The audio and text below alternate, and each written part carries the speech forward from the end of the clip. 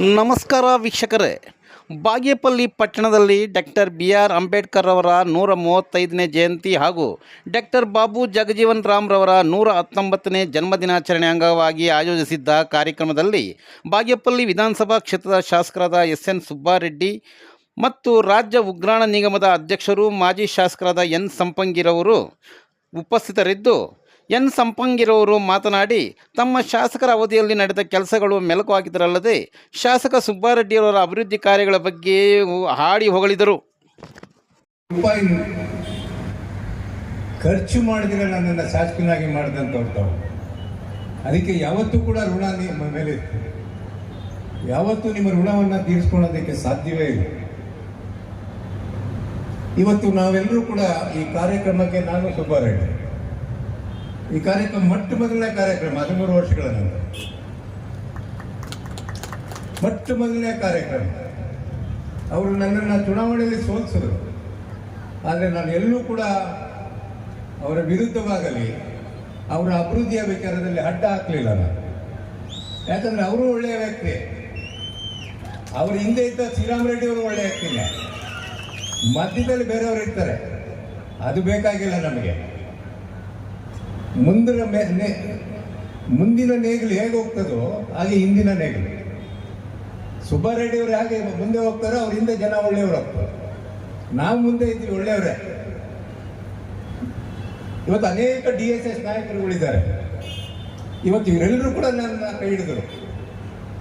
ನಾನು ಸ್ವತಂತ್ರವಾಗಿ ನಿಂತಾಗ ಎಲ್ಲ DSS ನಾಯಕರುಗಳು ಪರಿಶಿಷ್ಟ ಜಾತಿ, ಪರಿಶಿಷ್ಟ ಪಂಗಡ, ಅಲ್ಪಸಂಖ್ಯಾತ, ಹಿಂದುಳಿದ ವರ್ಗ ಎಲ್ಲರೂ ಕೂಡ ನನ್ನನ್ನು ಕೆಲಸ ಮಾಡಿ ಇಂಡಿಪೆಂಡೆಂಟ್ ಆಗಿ, ಅಂದರೆ ಸ್ವತಂತ್ರವಾಗಿ ನನ್ನನ್ನು ಗೆಲ್ಲಿಸ್ಕೊಟ್ಟು ಇವತ್ತು ಅದೇ ಕಾರ್ಯಕ್ರಮಗಳು ಬರ್ತಾ ಇದೆ. ಇವತ್ತು ಸುಬ್ಬಾರೆಡ್ಡಿ ಅವರು ಇವತ್ತು ಡಾಕ್ಟರ್ ಅಂಬೇಡ್ಕರ್ ಅವರ ಈ ಜಯಂತ್ಯೋತ್ಸವವನ್ನು ಬಹಳ ವಿಜೃಂಭಣೆಯಾಗಿ ಮಾಡ್ತಾ ಇದ್ದಾರೆ. ಯಾಕಂದರೆ ಅವ್ರಿಗೆ ಹಕ್ಕು. ಇವತ್ತು ಅಷ್ಟು ಸುಲಭ ಅಲ್ಲ ಇವತ್ತು ಈ ಭಾಗಕ್ಕೆ ಅಭಿವೃದ್ಧಿಯ ವಿಚಾರದಲ್ಲಿ ಹಣ ತರೋದಕ್ಕೆ. 224 ಕ್ಷೇತ್ರಗಳು ಕೂಡ ಡೆವಲಪ್ಮೆಂಟ್ ಆಗಬೇಕು. ಎಲ್ಲ ಕಡೆನೂ ಕೂಡ ಒತ್ತಡ ಇರ್ತದೆ. ಅಂತ ಒತ್ತಡದಲ್ಲಿ ಇವತ್ತು ಮುಖ್ಯಮಂತ್ರಿಗಳ ಹತ್ತಿರ, ಬಹಳ ಹತ್ತಿರ ಅವರು ಇದ್ದಾರೆ, ನಾನು ನೋಡ್ತಾ ಇರ್ತೀನಿ.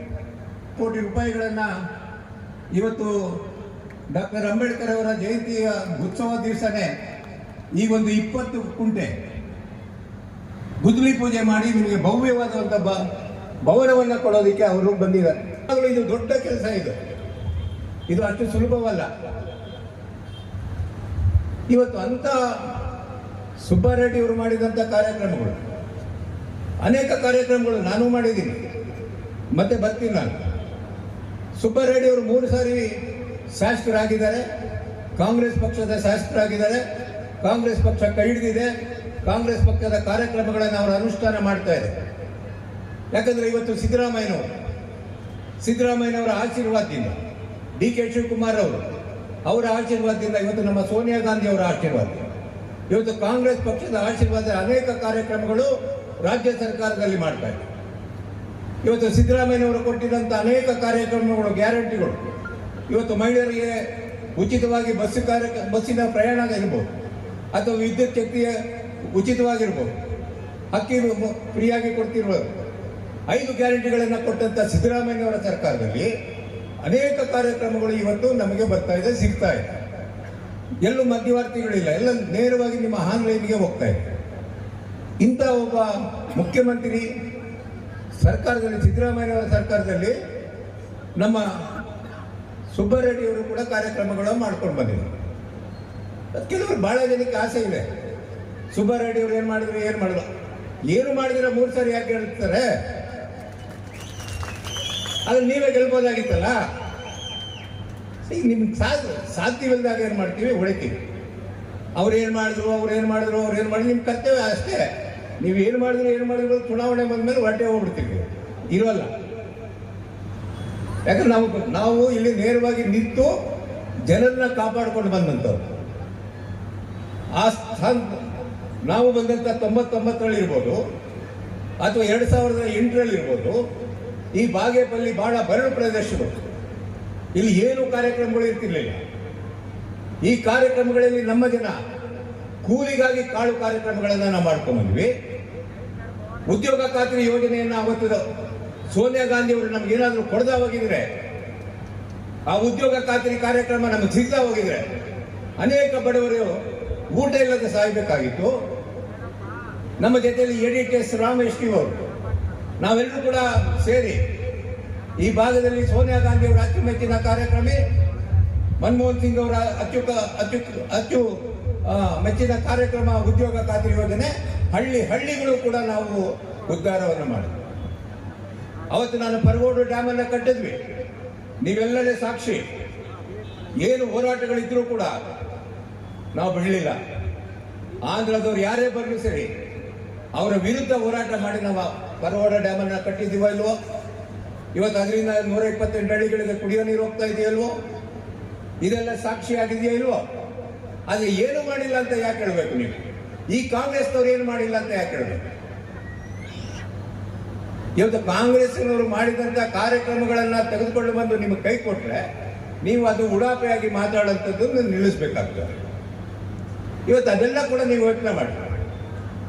ಇವತ್ತು ಎತ್ತಿನ ಹೊಳೆ ವಿಚಾರದಲ್ಲಿ ಅನೇಕರು ಇದ್ರ ಬಗ್ಗೆ ನೀರು ಕೊಡೋದಕ್ಕೆ ಸಾಧ್ಯವಾಗಲ್ಲ ಅಂತ ಹೇಳ್ತಿದ್ರು. ಈಗ ಕಾಂಗ್ರೆಸ್ ಸರ್ಕಾರ ಬಂದ ಮೇಲೆ ಇವಾಗ ಎತ್ತಿನ ಹೊಳೆ ಸಕಲೇಶ್ಪುರದವರೆಗೂ ಬಂದು ನಿಂತಿದೆ.